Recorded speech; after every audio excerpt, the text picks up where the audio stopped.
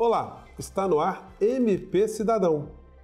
E na edição de hoje você vai ver que o MPRJ recebeu alunos de uma escola municipal para conhecer o corredor cultural Stênio Lutgardes Neves. Você também vai ficar por dentro das principais notícias do Ministério Público diretamente da Coordenadoria de Comunicação Social, a CODCOM, no quadro Minuto MPRJ. E aqui no estúdio nós vamos falar sobre a carência de políticas públicas para a população LGBTI do estado do Rio de Janeiro. Está no ar para todo o Brasil, MP Cidadão, o Ministério Público mais perto de você.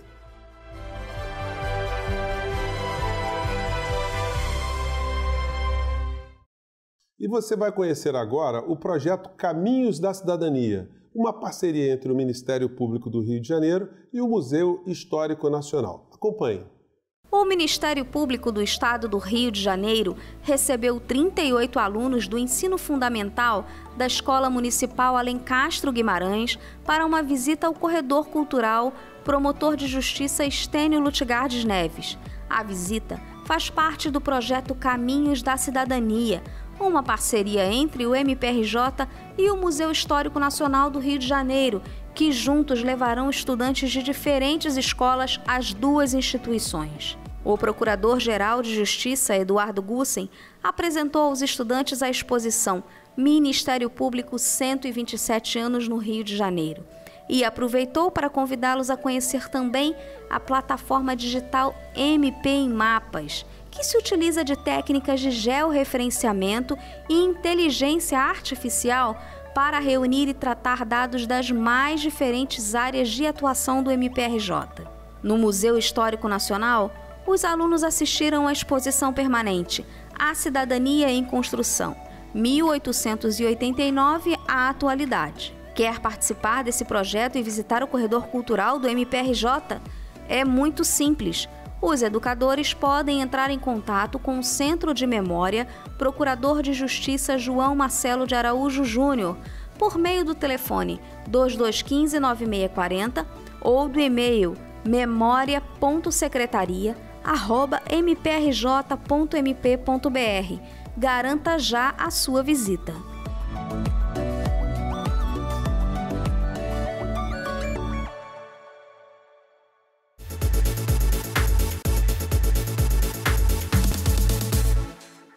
E agora nós vamos direto para a Coordenadoria de Comunicação Social, a CODCOM, saber o que foi notícia no Ministério Público no quadro Minuto MPRJ. É com você, Renata Leonardo. Olá, José Fernandes. Vamos a um giro rápido no site do MPRJ? É o seguinte, o Ministério Público do Estado do Rio de Janeiro, por meio da 2ª Promotoria de Justiça de Tutela Coletiva da Ordem Urbanística da Capital, obteve decisão parcialmente favorável na Justiça, determinando a interdição ao tráfego de veículos na Avenida Niemeyer, em São Conrado, em razão da possibilidade de deslizamentos de terra no local. E a 2ª Promotoria de Justiça de Tutela Coletiva do Núcleo Resende celebrou um TAC, um termo de ajustamento de conduta, com a Prefeitura de Itatiaia, para que a administração municipal reforme em um prazo máximo de 2 anos as estruturas públicas destinadas às áreas de educação e saúde. Com a assinatura desse TAC, o município se compromete a oferecer condições de atendimento e estruturar a população em 10 escolas e 9 unidades de saúde. Para finalizar, Zé, o MP aqui do Rio também obteve importante avanço no curso de uma ação civil pública ajuizada pela 2ª Promotoria de Justiça de Tutela Coletiva do Núcleo do Consumidor e do Contribuinte contra a torcida organizada Grêmio Recreativo Movimento Cultural Raça Rubro-Negra e o Grêmio Recreativo Cultural Torcida Jovem do Flamengo, em função de episódios de grave violência verificados no entorno dos jogos realizados nos dias 20 de janeiro, no estádio do Maracanã, e 26 de janeiro, no estádio Newton Santos. Esses foram os destaques de hoje, mas você também pode acessar o site www.mprj.mp.br e as nossas redes sociais para acompanhar a atuação dos membros do MPRJ. Eu fico por aqui, José Fernandes. Um forte abraço. Obrigado, Renata. E agora a gente vai fazer um pequeno intervalo, mas você não sai daí que a gente volta já já.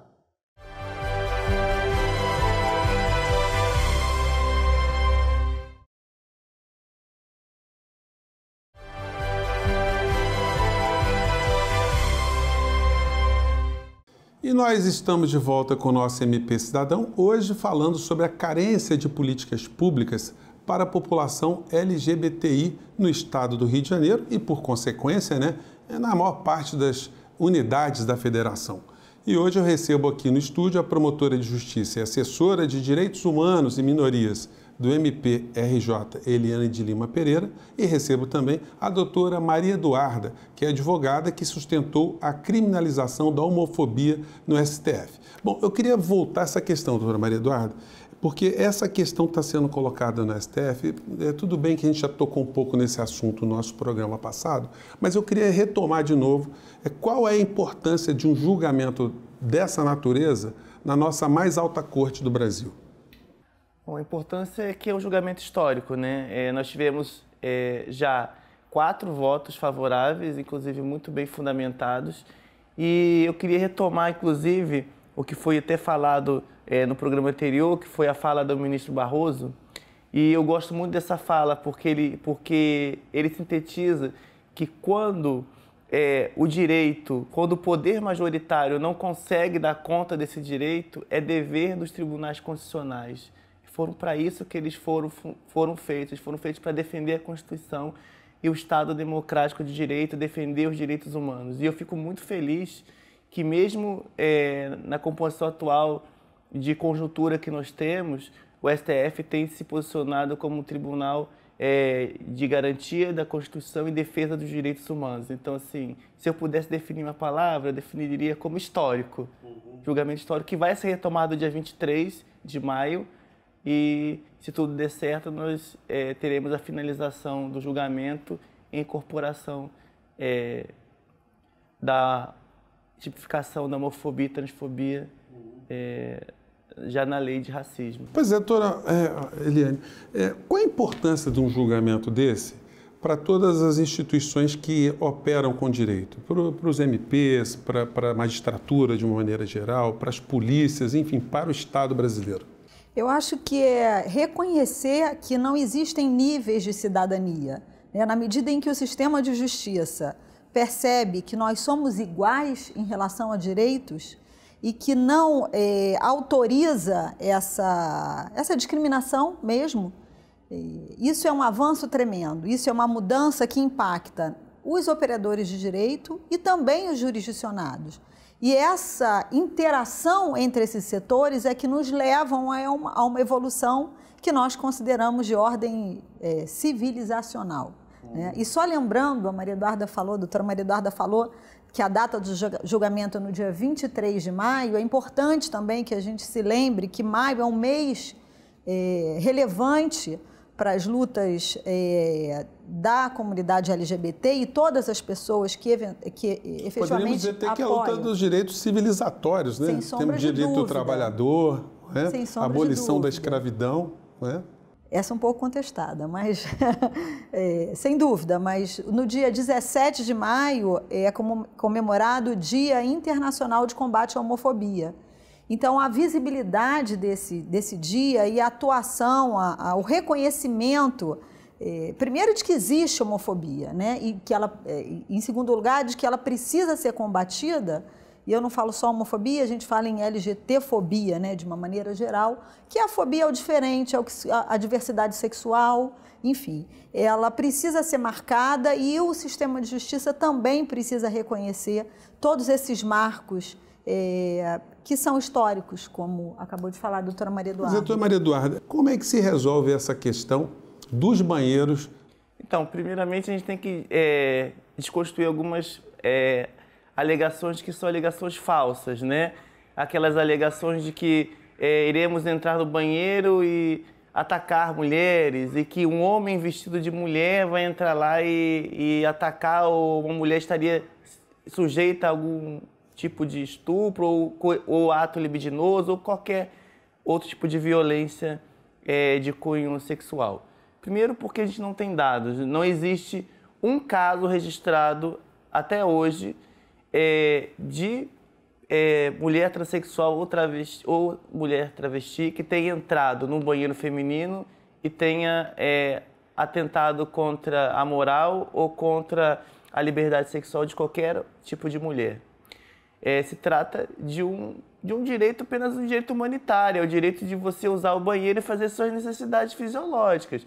Porque quando a gente fala assim, mas aquela mulher talvez não vá se sentir à vontade, mas ninguém parou para pensar como é que aquela mulher transexual também vai se sentir sendo obrigada a entrar no banheiro masculino. Então eu acho que é muito mais questão de convivência e de tolerância do que um constrangimento, porque os banheiros eles são separados por divisórias, eles têm portas fechadas.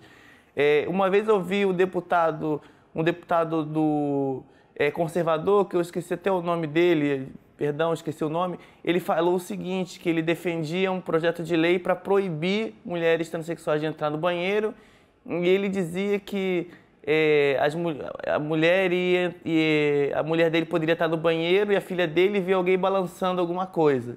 Só que ele não se atentou que no banheiro feminino não tem mictório como no masculino, são portas com divisórias, então ninguém vai fazer isso.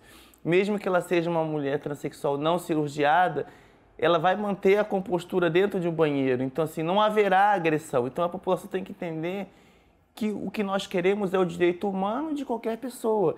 E ser respeitado dentro da sua individualidade, dentro da sua essência, dentro do que você é. É isso que a gente precisa, é de compreensão e diálogo, porque essas questões eu entendo que não vão ser resolvidas por lei, elas vão ser resolvidas com um debate sério e amplo dentro da sociedade, só assim que a gente muda. Pois é, doutora Eliane, o preconceito ele acaba meio que enlouquecendo, para não dizer emburrecendo as pessoas, né? Porque isso que a doutora Maria Eduarda está dizendo é coisa super simples, né? Coisa trivial.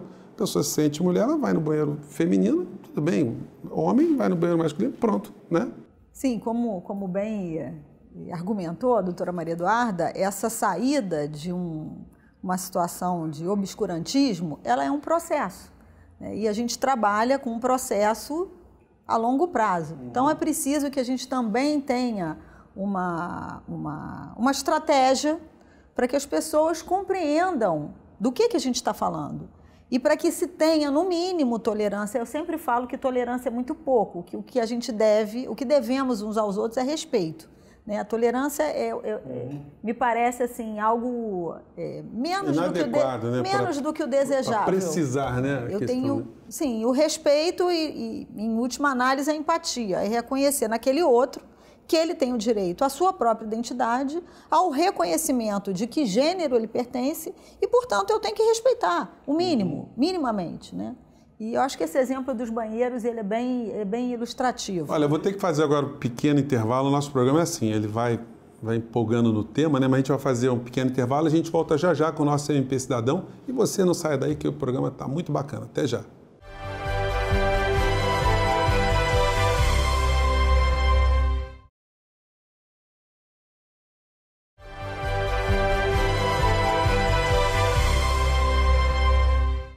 E nós estamos de volta com o nosso MP Cidadão. Hoje o tema está muito bacana, né? Eu queria voltar nesse bloco aqui, comentando novamente essa cartilha aqui. Doutora Eliane, como é que as pessoas que estão se interessando pelo nosso programa hoje, pelo nosso tema, que queiram saber mais informações sobre essa cartilha? Gente, a cartilha é muito legal, ela é muito ampla, né? Ela é muito elucidativa, ela desmistifica uma série de questões, ela ajuda as pessoas que são educadores, você que é professor, que está assistindo nosso programa de hoje, né? Ajuda você a interpretar mais esses institutos e lidar melhor com essa nomenclatura para que as questões sejam cada vez mais elucidadas. Sobre esse aspecto, doutora Elaine, como é que as escolas elas devem tratar a questão LGBTI? Porque nós estamos vendo o tempo que esse tema incomoda muita gente ainda, né? Eu acho que a gente pode começar essa fala ressaltando que a escola ela é uma reprodutora de vulnerabilidades, né? Tal qual a família, tal qual outras estruturas sociais, né? Então, muitas vezes, essa criança, ela sofre tanto, ela sofre o que a gente chama de bullying, né? Mas transfóbico, homofóbico, e ela acaba saindo da escola. E aí a gente começa a perceber uma sobreposição de vulnerabilidades, né? Muitas vezes, a pessoa que tem uma sexualidade não convencional, né? Não heteronormativa, ela sofre exclusão na escola, o que vai causar naturalmente uma dificuldade imensa lá na frente em relação à empregabilidade, já pela falta de escolaridade e também pelos preconceitos. Então, todas essas formas de exclusão, elas vão se sobrepondo. Você tem camadas de vulnerabilidade e de exclusão. Bom, perdem as pessoas, né? Isso é um sofrimento sem fim para as pessoas que passam por isso, mas perde o país também, perde a sociedade. A gente tem perdas econômicas gravíssimas com esse tipo de exclusão. A gente tem, muitas vezes, necessidades não atendidas no ponto de vista da assistência, da saúde, de tantas outras áreas, em razão dessa falta de informação, sobretudo, e da falta de conhecimento em relação a como lidar com essa diversidade. Então, a escola é um vetor fundamental, porque ela é o primeiro grande local de sociabilidade. Se a criança, o adolescente, já começa a ter dificuldade e é posto para fora daquele espaço, isso é no mínimo assim, um fator fundamental para que essas vulnerabilidades se sobreponham e essa exclusão ela se solidifique, né? Então, nós conversávamos no começo, um pouco antes da gravação, né, como a gente ainda tem números muito discretos, muito pífios, eu diria, de pessoas transexuais, por exemplo, com diplomas, né, ou com conhecimento, e de que maneira isso poderia ajudar, primeiro, o respeito, a visibilidade, a humanização, né, de todas essas pessoas, né, essa cidadania, como eu falei, esse acesso a essa cidadania que não pode ser diferenciada entre Doutora Maria Eduarda, então, quer dizer, essa fala, doutora Helena, está sendo muito interessante porque ela está mostrando para a gente que o Brasil perde, inclusive, economicamente, né? Nós estamos com esse comportamento preconceituoso já desde sempre, né? Excluindo legiões gigantescas de cidadãos brasileiros, né? Do processo econômico, da inteligência, da formação de conhecimento, né?